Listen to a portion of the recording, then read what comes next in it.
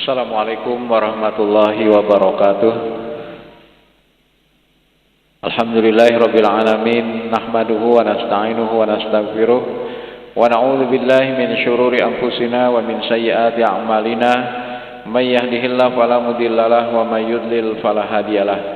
Asyhadu an la ilaha illallah wahdahu la syarikalah wa asyhadu anna Muhammadan abduhu wa rasuluhu la nabiyya ba'dah. Allahumma salli wa sallim ala nabiyina Muhammad wa ala alihi wa ashabihi ajma'in, amma ba'du. Qala Allah ta'ala a'udzu billahi minasy syaithanir rajim. Ya ayuhan nasu taqu rabbakumul ladzi khalaqakum min nafsin wahidah wa khalaqa minha zawjaha wa batha minhuma rijalan katsiran wa nisaa'a wattaqullaha alladzi tasaaluna bihi wal arham innallaha kana 'alaikum raqiba, amma ba'du. Bapak-bapak, ibu-ibu, hadirin wal hadirat, jamaah salat maghrib Masjid Ar-Ridha rahimani wa rahimakumullah. Puji dan syukur marilah bersama-sama kembali kita panjatkan kehadirat Allah Subhanahu wa taala atas limpahan segala nikmat dan karunia-Nya, hidayah serta petunjuknya jualah, sehingga pada kesempatan di malam hari ini kembali kita dapat menghadiri daripada salat-salat berjamaah di salah satu daripada rumah-rumah Allah. Dan sesungguhnya seseorang yang mampu menetapi salat 5 waktu berjamaah di masjid, maka pahalanya itu adalah semisal dengan haji. Jadi ada beberapa amalan yang disebutkan dalam hadis Nabi sallallahu alaihi wasallam yang pahala dari amalan tersebut adalah semisal dengan haji. Salah satunya adalah mendatangi masjid untuk melaksanakan salat berjamaah. Dan itu alhamdulillah kita dapatkan pada kesempatan di malam hari ini. Mudah-mudahan dan kedepannya nanti kita senantiasa diberikan keistiqomahan oleh Allah Subhanahu wa taala. Amin ya rabbal alamin. Salawat dan salam semoga senantiasa tercurah kepada Nabi kita Muhammad sallallahu alaihi wasallam beserta keluarga, para sahabat, tabi'in serta pengikut beliau yang senantiasa istiqamah menjalankan sunnah-sunnah makbulahnya hingga akhir zaman. Bapak-bapak, ibu hadirin wal hadirat rahimakumullah. Yang namanya lupa itu memang adalah penyakit manusia. Dan terkadang lupa itu bukan hanya terjadi pada saat dalam kehidupan kita sehari-hari. Bahkan ketika kita sedang sholat pun terkadang kita juga dihinggapi dengan yang namanya lupa. Maka itu ada tata cara, ada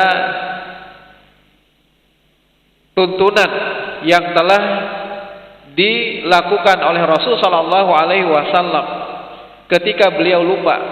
Jadi bukan hanya kita sebagai manusia yang tidak ada apa-apanya dibandingkan dengan para rasul atau juga para nabi. Rasul sallallahu alaihi wasallam sendiri, beliau juga pernah yang namanya mengalami ghaflah atau juga nisyan. Asal kata daripada nasyayansa. Nasyayansa itu adalah fi'il, kata kerjanya. Nisyan atau juga ghaflah itu adalah artinya seseorang mengalami yang namanya kelupaan atau juga kelalaian. Dan lupa itu adalah sesuatu yang lumrah, biasa, Pak. Tetapi tentunya kita berusaha konsentrasi, kita berusaha untuk khusyuk di dalam sholat kita. Tetapi ada sesuatu yang mungkin menghalangi kita sesaat, walaupun hanya sesaat, Pak. Yang pada asalnya kita dapat fokus di dalam sholat, kita dapat konsentrasi di dalam sholat, tetapi ternyata persekian detik itu terjadi, maka ketika itu kita bisa mengalami yang namanya lupa. Bahkan dalam beberapa riwayat disebutkan Nabi sallallahu alaihi wasallam pernah mengalami salat yang seharusnya 4 rakaat, ternyata beliau melaksanakan 5 rakaat. Selesai daripada salat, kemudian ditanyakan, Wahai Rasul, apakah salat itu telah ditambah jumlah rakaatnya? Itu pernah terjadi pada diri Nabi Shallallahu Alaihi Wasallam ketika beliau mengimami. Atau sebaliknya, ketika salat itu 4 rakaat, Nabi juga pernah mengalami memimpin salat berjamaah bersama para sahabat. Beliau hanya melaksanakan 2 rakaat. Ketika itu salam, kemudian para sahabat pun bertanya, apakah salat telah diringkas atau juga telah dikurangi? Nah, ini membuktikan bahwa yang namanya ghaflah atau nisyan itu tidak hanya terjadi pada diri kita sebagai manusia biasa, tetapi juga seorang nabi atau seorang rasul pernah yang namanya mengalami ghaflah atau juga nisyan. Bapak-bapak, ibu-ibu hadirin wal hadirat rahimakumullah. Dalam sebuah hadis Nabi sallallahu alaihi wasallam yang diriwayatkan oleh Imam Muslim, "Idza syakka ahadukum fi salatihi", apabila salah seorang di antara kalian itu syak itu artinya ragu-ragu. Keraguan-raguan itu muncul di dalam salatnya, falam yadri, dia tidak mengetahui kam shalla, dia tidak mengetahui jumlah rakaatnya ketika dia salat, dia ragu. Salatan am arba'an, apakah ini sudah 3 rakaat kah atau 4 rakaat?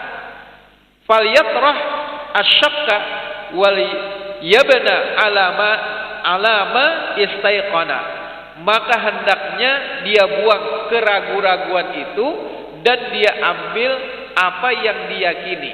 Istaiqana, dia yakini dalam jumlah rakaat yang dia yakini, itulah yang dia ambil. Jadi kalau misalnya 3 atau 4 Pak, kira-kira ambil yang mana Pak? Pasti kita ragu 4. Yang kita yakin itu adalah 3. Maka menurut para ulama, ambil jumlah yang terkecil Pak. Jadi pada saat itu sebenarnya bukan kita yakin 4 sebenarnya. Kita yakinnya 3, tetapi meragukan yang 4. Maka hendaknya kita ambillah jumlah yang terkecil, yaitu 3. Kemudian apa yang dilakukan setelah itu? Kalau seandainya memang kurang tadi, tinggal kita menambahi 1 rakaat. Tsumma yasjudu sajdatain, kemudian dia sujud dengan 2 kali sujud. Qabla ayyusallima, kalau dia ingatnya itu sebelum salam, maka dia sujud dilakukan sebelum salam Pak. Tapi tidak mengapa kalau seandainya dia ingatnya ketika telah salam. Misalnya imam tadi memimpin, rupanya para jamaah juga tidak ada yang berani untuk mengingatkan. Tidak ada yang berani mengingatkan. Setelah selesai daripada salatnya, imam sudah salam, rupanya ada higa-mahiga ini menggawil satu sama lain. Ikam tadi merasa berapa jam? 3 kah 4 jam? Akhirnya satu sama lain saling bertanya-tanya nih. Lalu muncul kesepakatan para jamaah semuanya, sepertinya kita tadi baru melaksanakan 3 rakaat misalnya. Maka semuanya hendaknya bangun untuk menambah jumlah rakaat. Tapi kalau seandainya kelebihan, maka kadang-kadang lagi dikurangi Pak. Kayak apa menguranginya? Tinggal bagaimana setelah itu dia melakukan sujud sahwi, sahwun. Asal kata daripada sahwun, sahwun itu artinya lupa tadi. Jadi entah itu dilakukan kalau ingatnya sebelum salam, bisa sebelum salam. Tapi kalau seandainya ingatnya setelah salam, maka hendaknya dia tetap melakukan sujud sahwi setelah salam. Qabla ayyusallima. Fa in kana shalla khamsan, apabila dia ternyata salat 5 rakaat, syafa'na lahu salatahu, maka dengan dia melakukan sujud itu, dia telah menggenapkannya Pak. Jadi kalau misalnya kelebihannya 5 rakaat, dengan adanya sujud sahwi itu menjadi genaplah salatnya. Jadi menjadikan genapnya salat. Wa in kana shalla itmaman li arba, tapi kalau seandainya ternyata salatnya itu sudah sempurna 4 rakaat, kanata targhiman lisyaitan, maka sesungguhnya dengan sujud itu sebagai bentuk penghinaan bagi syaitan. Nah, jadi kita menghinakan Kita memang lupa ketika itu. Tetapi sebagai bentuk penghinaan kita atas godaan setan tadi, setan sudah berhasil menggoda kita. Tetapi sebagai bentuk perlawanan kita, sebagai bentuk penghinaan kita bagi setan, maka dengan cara sujud itu kita mengakui akan kelemahan kita, bukan disebabkan karena lalainya godaan setan, tetapi karena kita sebagai manusia yang merupakan tempat salah dan khilaf, dan kita hanya sujudnya kepada Allah Subhanahu wa taala. Kita mengakui kelemahan kita di hadapan Allah Subhanahu wa taala. Maka itu kata Nabi, kanata targhiman lisyaitan, yang dengan sujud itu kalian akan menghinakan bagi syaitan. Bapak-bapak, ibu hadirin wal hadirat rahimakumullah, dalam beberapa riwayat dikisahkan ini kejadian yang dialami oleh Rasul sallallahu alaihi wasallam. Jadi sebenarnya itu adalah perkara yang biasa, Pak. Jadi jangan kita menuduh imam, ikam tadi kada fokus kah? Ikam tadi memikiran apa dan segala macamnya. Itu suatu yang biasa, Pak, terjadi pada diri manusia sesekali. Jangankan kita sebagai imam biasa, imam di Masjidil Haram pun, Pak, itu pernah mengalaminya.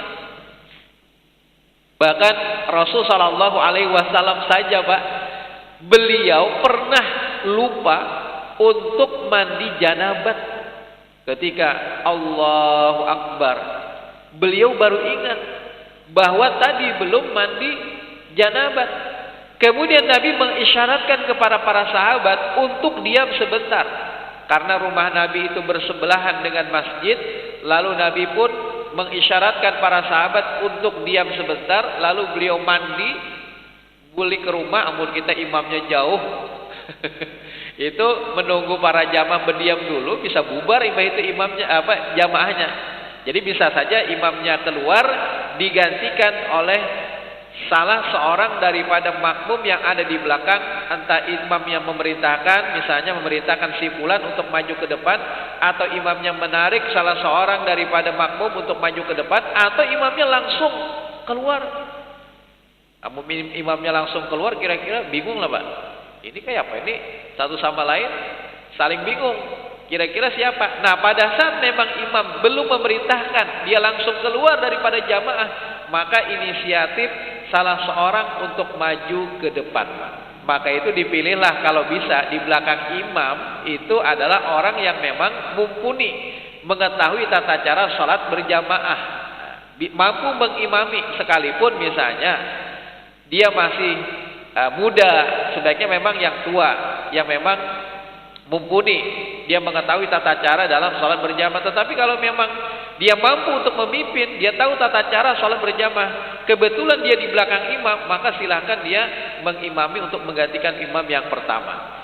Nah, pada saat Nabi Shallallahu Alaihi Wasallam, beliau baru ingat bahwa tadi belum mandi junub. Beliau pun mengisyaratkan sahabat untuk diam sebentar. Lalu Nabi mandi, kemudian Nabi pun kembali, dan para sahabat tidak ada yang membatalkan sholatnya. Nah, dari keterangan yang ada dalam riwayat ini dapat kita ambil juga satu kesimpulan bahwa batalnya makmum itu tidak menyebabkan batalnya imam. Jadi sekalipun misalnya imamnya batal, maka makmum itu tidak batal, Pak. Makmum tidak batal, tidak mengapa, tidak masalah. Jadi maka itu kita sholat itu dimanapun kita singgah, dimanapun kita mampir, maka silahkan kita langsung ikut sholat berjamaah di sana. Kita tidak peduli bagaimanapun imamnya. Yang penting kita bisa mendapatkan pahala berjamaah. Yang penting kita bisa mendapatkan pahala berjamaah di masjid manakah, Pak? Ketika kita dalam perjalanan, ketika azan berkumandang, kemudian kita mampir di masjid mana saja, sekalipun misalnya imamnya tidak bagus di dalam sholatnya, maka sesungguhnya itu tidak akan mempengaruhi daripada batalnya makmum. Makmum akan mendapatkan pahala tersendiri sesuai dengan kesempurnaan sholat yang dia lakukan. Lebih bagus lagi kalau imamnya sempurna di dalam melaksanakan ibadah sholatnya, itu lebih bagus lagi. Tetapi sekalipun misalnya imamnya belepotan misalnya, Pak, kita sholat di belakang imam itu tidak masalah. Bahkan Nabi Shallallahu Alaihi Wasallam pun pernah diimami oleh para sahabat. Pada saat itu Abdurrahman bin Auf pernah mengimami Nabi. Nabi kebetulan dalam perang Khaybar kalau tidak salah, Nabi terlambat datang salat subuh. Ketika itu para sahabat sudah mendirikan salat subuh yang diimami oleh Abdurrahman bin Auf pada saat itu. Kemudian Nabi pun datang bersama seorang sahabat, ulun lupa namanya. Nabi datang. Ketika Nabi datang, Abdurrahman bin Auf ingin mundur ke belakang karena tentu lebih mulia Nabi, ya kan? Tetapi pada saat Abdurrahman bin Auf ingin mundur ke belakang, Nabi memberikan isyarat kepada Abdurrahman bin Auf untuk tetap mengimami salatnya.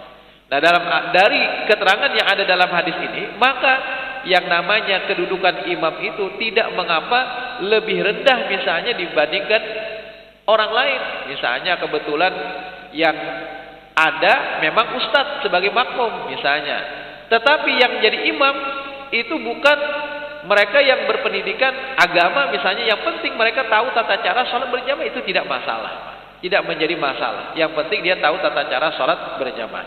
Nah, kembali kepada hadis Nabi tadi. Nabi pernah kembali untuk mandi janabat, kemudian beliau datang lagi mengimami sholat, dan para sahabat tetap menunggu pada saat itu. Amun kita bisa bubar Pak menunggu imam ini pina lawas badar kajar, apalagi nang kada sabaran bisa bubar setelah itu. Sampai-sampai para sahabat itu ada yang melihat bekas dari tetesan yang ada di rambut Nabi dari bekas beliau mandi janabat. Dan beliau langsung mengimami kembali para sahabat saat itu. Nah, Bapak Ibu hadirin wal hadirat rahimakumullah. Jadi yang namanya ghaflah atau lupa itu adalah perkara yang memang bisa terjadi kepada kita semua manusia. Dan itu adalah perkara yang biasa-biasa saja.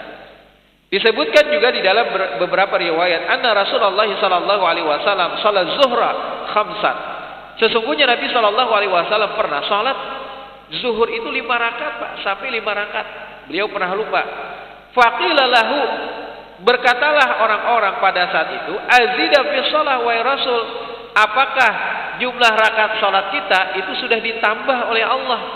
Faqala, kemudian Rasul pun berkata, wa madzaka, betulkah sebagaimana yang dikatakan oleh orang ini, kata Nabi. Kemudian qala, lalu salah seorang menjawab, shallaita khamsan, betul wahai Rasul, engkau tadi telah melaksanakan salat zuhur 5 rakaat. Lalu setelah mendengar pengakuan pembenaran dari salah seorang sahabat bahwasanya beliau melakukan 5 rakaat, akhirnya Rasul sallallahu alaihi wasallam pun dan para sahabat yang lain mengikuti untuk melaksanakan yang namanya sujud dengan 2 kali sujud. Fasajada sajdatain ba'dama sallama, setelah beliau salam. Jadi kalau memang ingatnya itu setelah salam, maka lupanya ingatnya setelah salam tidak mengapa, Pak. Sujud yang namanya sahwinya itu dilakukan setelah salam. Jadi misalnya imam itu salam, hanyar guru numan Pak. Kita tadi pinanya kelebihan Bang, sholat isya misalnya 5 rakaat. Nah, karena sudah salam maka akhirnya jangan ditarusakan bepandiran baik. Kalau memang betul terjadi demikian, langsung imam memimpin untuk takbir, Allahu Akbar. Kemudian setelah itu langsung melakukan sujud. Nah, langsung melakukan sujud dengan 2 kali sujud. Dengan 2 kali sujud. Kemudian selanjutnya adalah hadis ini diriwayatkan oleh Imam Bukhari. Dalam riwayat yang lain disebutkan, anna Rasulullah sallallahu alaihi wasallam qama min ithnataini min az-zuhri. Rasul sallallahu alaihi wasallam pernah langsung berdiri setelah 2 rakaat. Seharusnya kan ada tasyahud awal pada saat setelah 2 rakaat itu. Ternyata Rasul langsung berdiri di dalam salat zuhur. Lam yajlis bayunahuma, dan beliau tidak duduk di antara itu. Falamma qada salatahu, maka sebelum beliau menyelesaikan salatnya, sajdatain, maka beliau pun langsung sujud dengan 2 kali sujud. Tsumma sallama ba'da dzalika, kemudian beliau setelah itu salam. Nah, jadi kalau misalnya kita ingatnya sebelum salam, maka imam sujud sujud sahwi tadi, lalu kita salam. Tapi kalau ternyata ingatnya kita akan kelupaan itu setelah salam, maka cukup pada saat itu tidak perlu kita salam lagi karena itu sudah salam tadi. Jadi salatnya itu sudah ditutup dengan salam, maka kalau kita melakukan sujud sahwi setelah itu kita duduk tidak perlu kita salam lagi. Jadi ada dua macam. Kalau pian ingatnya sebelum salat itu selesai, maka sujud sahwi dengan 2 kali sujud lalu setelah itu salam. Tapi kalau misalnya ingatnya itu setelah salam, setelah selesai dari salat, maka lakukan sujud sahwi tapi setelah itu tidak perlu salam. Nah, jadi Allahu Akbar imam tuntung bangun kedua, berarti setelah itu bubar, tidak mengapa. Lanjutkan saja dengan zikir ba'da salat.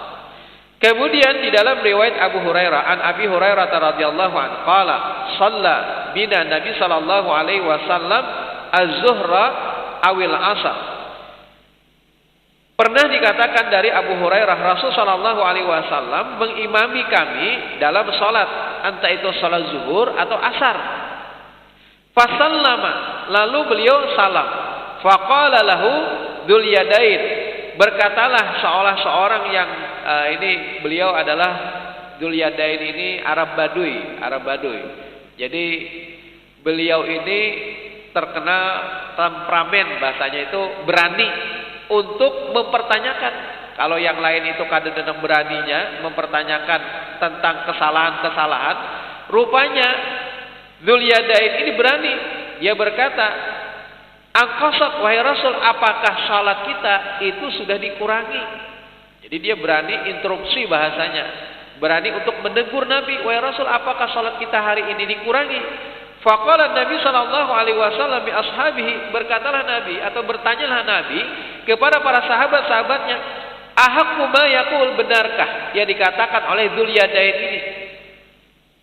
Kemudian para sahabat qalu, berkatalah para sahabat, "Na'am ya Rasul." Betul wahai Rasul, kita tadi melaksanakan salat zuhur atau salat asar cuma 2 rakaat.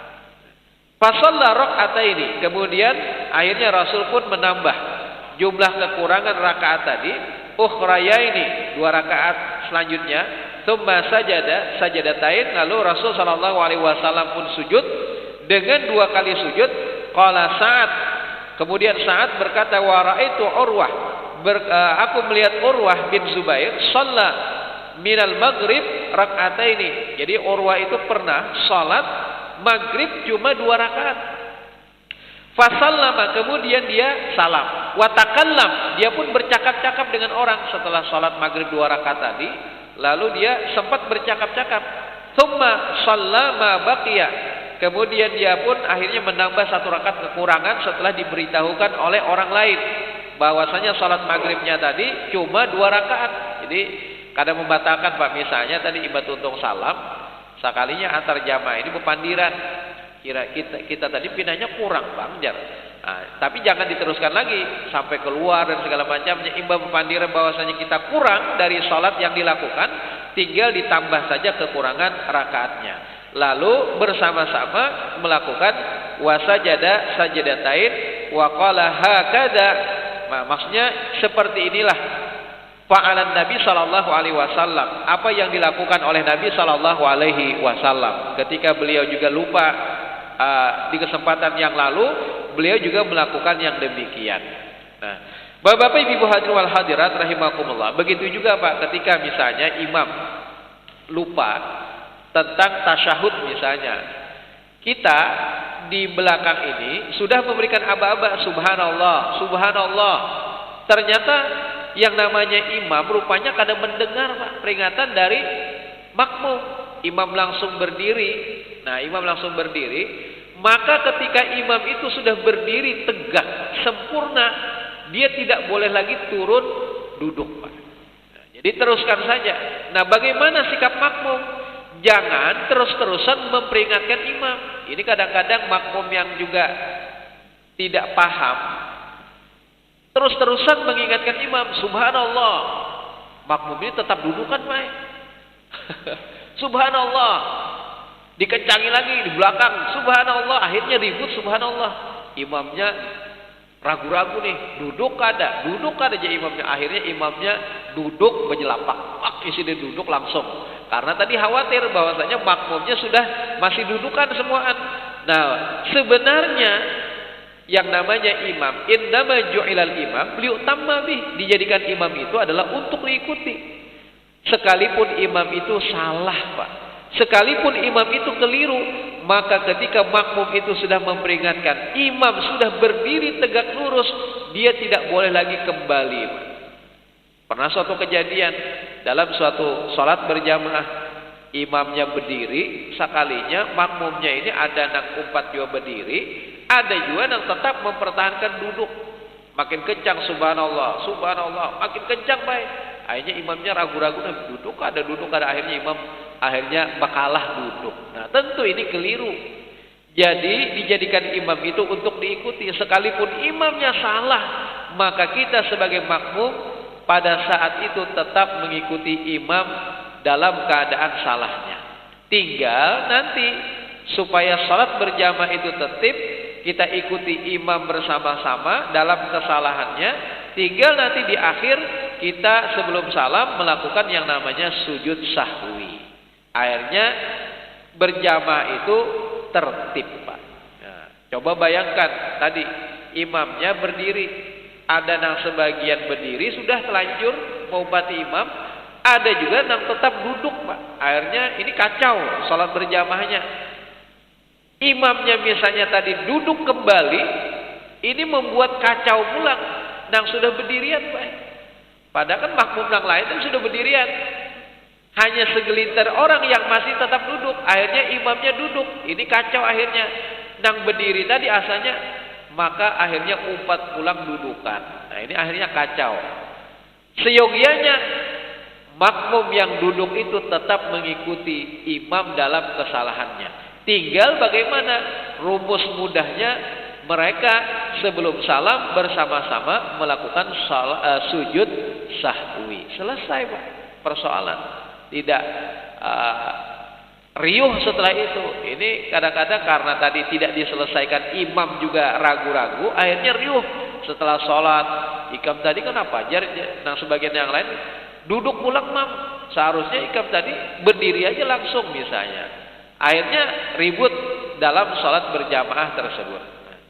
Jadi sebenarnya Rasul Shallallahu Alaihi Wasallam sebagai suri tauladan kita telah memberikan. Jadi kalau seandainya tidak terjadi dalam diri Nabi kejadian ini, Pak, maka niscaya kita umat berada dalam kebingungan. Bagaimana nih kalau misalnya sesekali kita melakukan yang namanya kesalahan. Tetapi alhamdulillah Allah takdirkan Nabi Shallallahu Alaihi Wasallam sendiri, beliau pernah mengalami yang namanya ghaflah atau juga kelupaan. Yang pada akhirnya dengan adanya kejadian itu menjadi satu pelajaran bagi kita untuk juga bisa menetapi atau menghukumi sesuatu jikalau terjadi dalam diri kita. Bapak-bapak, ibu hadirin wal hadirat rahimani wa rahimakumullah. Dari hadis-hadis di atas dapat kita ketahui bahwa sujud sahwi itu bisa dilakukan sebelum salam atau bisa juga dilakukan setelah salam. Sebab-sebab yang menjadi dianjurkannya untuk melakukan yang namanya sujud sahwi. Pertama adalah karena lupa akan tahiyat.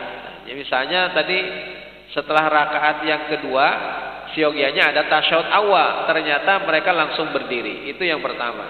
Yang kedua, karena kita ragu-ragu, syak dalam jumlah rakaat 3 atau 4, maka hendaknya kita menambah, memilih rakaat yang paling kecil. Itulah yang menjadi istaiqanah, keyakinan kita. Jadi jangan memilih yang 4, Pak. Pilih 3 kita tambahkan 1 rakaat. Kemudian yang ketiga adalah karena rakaatnya yang kurang. Atau yang keempat karena kelebihan jumlah rakaatnya.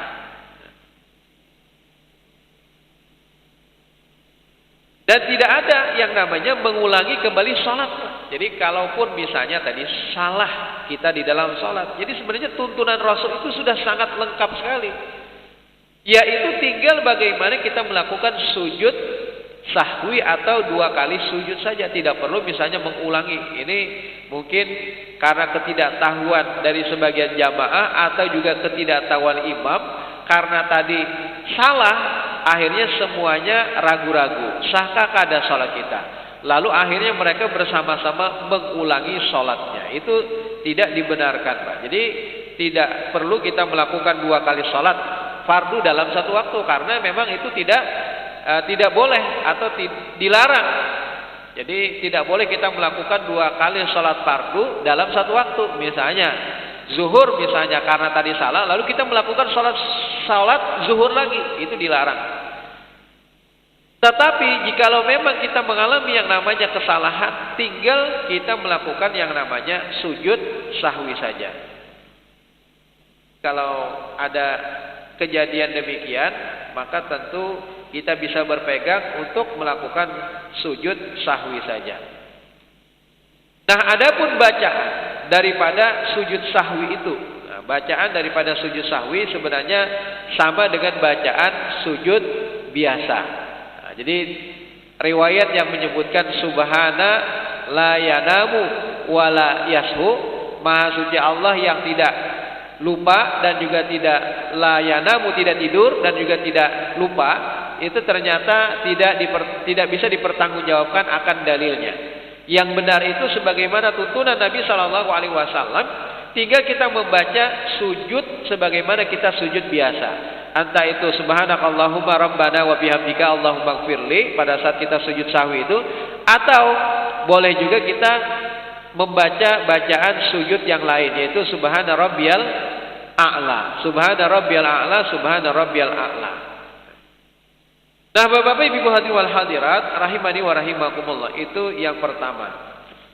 Kemudian yang kedua adalah terkait dengan sujud sajadah. Sujud sajadah. Dari riwayat Abu Hurairah, ia mengatakan bahwasanya Rasul sallallahu alaihi wasallam idza qara'a Ibnu Adam, apabila salah seorang di antara anak Adam itu membaca as-sajdata, yaitu sajadah dalam Al-Qur'an, maka hendaklah dia sujud fasajadah. I'tazala syaitan yabki, maka pada saat itu ketika dia membaca Al-Quran atau di dalam salatnya ketemu dengan ayat sajadah tadi, maka ketika dia sujud, pada saat dia sujud itu syaitan akan menjauh darinya, Pak. Jadi syaitan itu kan dia tidak mau memberikan penghormatan kepada Nabi Adam, dalam artian dia sombong, lalu Allah mengusirnya dari surga. Nah, sementara kita sebagai manusia, sebagai hamba Allah, dengan kita melakukan sujud kepada Allah, maka itu adalah sebagai bentuk untuk menghinakan syaitan. Maka syaitan akan menjauh dari kita dan dia akan menangis, Pak. Menangis. Syaitan itu akan menangis ketika kita sujud di hadapan Allah Subhanahu wa taala. Kemudian dia berkata, "Ya wailah, sungguh celaka," kata syaitan. Sungguh celaka akan daku. Umira bisujud, telah diperintahkan kepadaku untuk sujud. Fasajada, telah diperintahkan kepada mereka, maksudnya untuk sujud, fasajada, lalu mereka sujud. Jadi orang-orang atau manusia itu sujud kepada Allah, falahul jannah, maka bagi mereka surga. Wa umirtu, sementara aku, kata syaitan, diperintahkan untuk sujud, tetapi fa asaitu, aku justru melawan, tidak mau, aku juga maksiat terhadap perintah itu. Fali an-nar, maka bagiku adalah neraka. Hadis sahih riwayat Imam Muslim. Maka itu ketika seseorang menemui yang namanya ayat sajadah, biasanya ada tanda di pojok atau di pinggir daripada Al-Quran yang kita baca, maka hendaknya sunnahnya kita melakukan sujud, Pak. Itu adalah sebagai bentuk daripada tadi, bahwasanya syaitan akan menjauh daripada kita dalam keadaan menangisi tentang apa yang telah dia alami. Nah, dari Aisyah radhiyallahu anha, pada suatu malam Rasul sallallahu alaihi wasallam membaca doa di saat sujud Al-Quran. Beliau membaca berulang-ulang ketika sujud sajadah. Sajada wajhiya lilladzi khalaqahu wa syaqqa sam'ahu wa basarahu bihaulihi wa quwwatihi. Ini adalah doa yang kita baca ketika kita sujud sajadah. Sajada wajhiya lilladzi khalaqahu wa syaqqa sam'ahu wa basarahu bihaulihi wa quwwatihi. Kemudian dari Ali radhiyallahu anhu, ia berkata jika Nabi sujud beliau mengucapkan juga. Jadi ada doa yang lain juga yang bisa kita amalkan. Allahumma laka sajadtu wa bika amantu wa laka aslamtu anta rabbi sajada wajhiya lilladzi syaqqa sam'ahu wa basarah tabarakallahu ahsanul khaliqin. Ini juga doa yang bisa kita lakukan ketika kita sujud.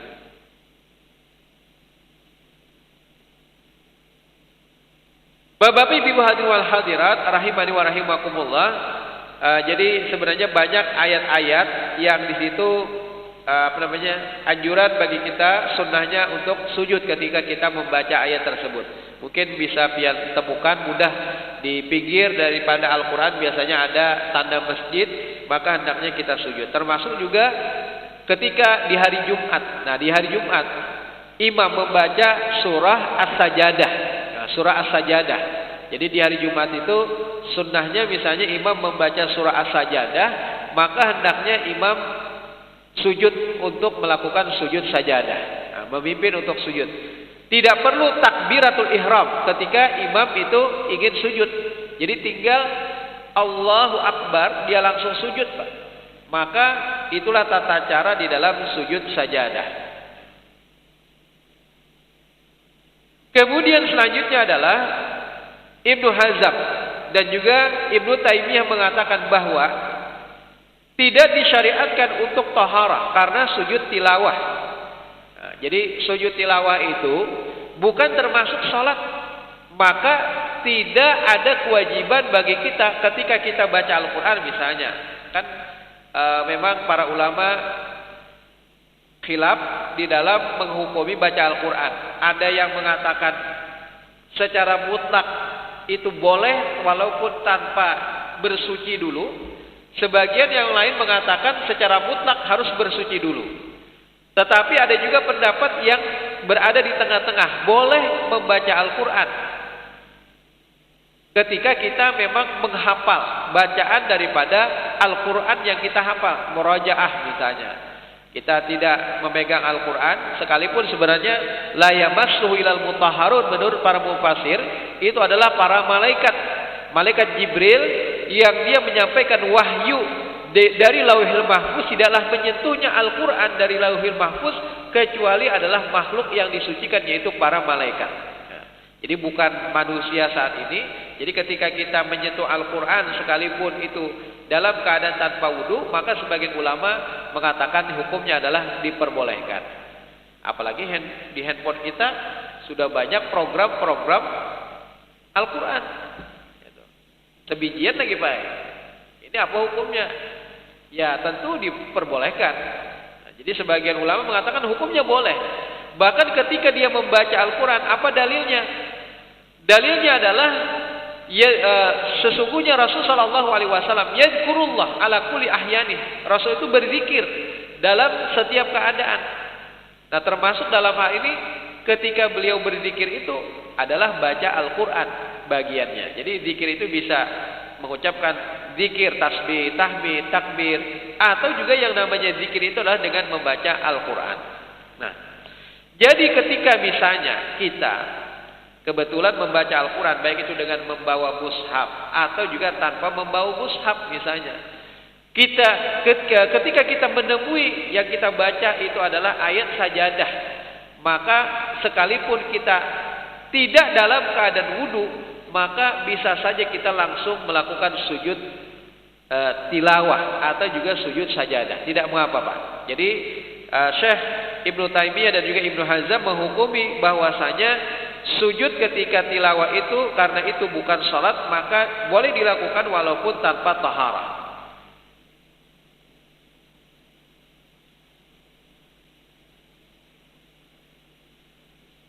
Kecuali kalau misalnya kita dalam keadaan sholat, nah itu tentu sholatnya itu yang dihukumi.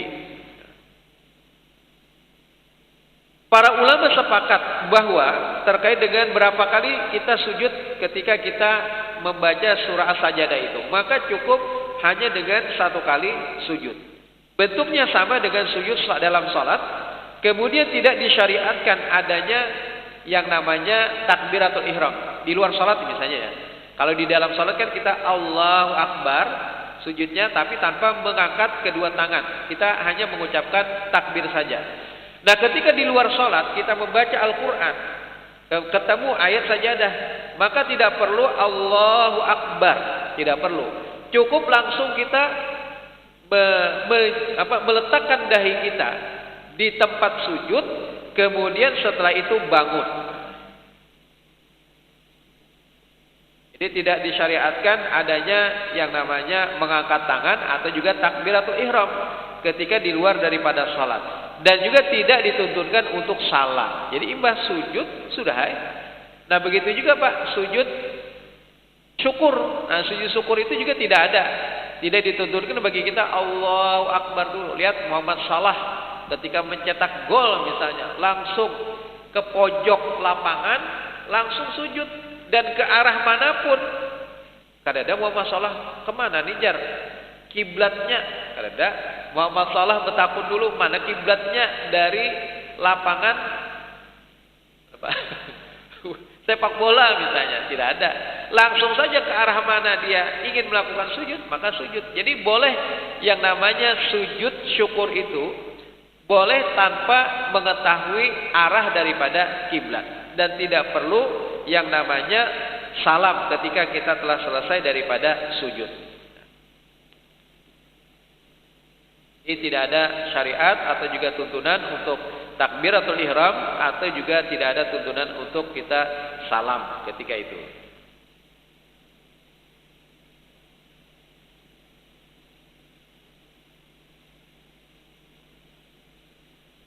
Nah, ketika kita ingin melakukan sujud tilawah atau juga sujud sajadah tadi, dimulai dari keadaan berdiri. Ketika kita sujud ingin melaksanakan di luar salat, jadi di luar salat pun tuntunannya adalah dimulai daripada kita berdiri, kemudian setelah itu kita sujud. Itu lebih utama. Sekalipun boleh saja pada saat pian lagi baca Al-Quran ketemu ayat sajadah, ketika itu pian duduk, maka langsung saja untuk melakukan sujud tilawah itu tidak mengapa.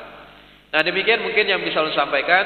Dua tema yang kita bawakan tadi, pertama adalah sujud sahwi, atau juga ketika kita mengalami yang namanya ghaflah, maka kita dianjurkan untuk melakukan yang namanya sujud sahwi. Kemudian yang kedua adalah ketika kita menemui yang namanya ayat sajadah, baik itu di dalam salat atau juga di luar salat, maka dituntunkan bagi kita untuk melakukan yang namanya sujud sajadah. Demikian, mudah-mudahan bermanfaat bagi kita. Aqulu qauli hadza subhanakallahumma wa bihamdika asyhadu an la ilaha illa anta astaghfiruka wa atubu ilaik. Wassalamualaikum warahmatullahi wabarakatuh.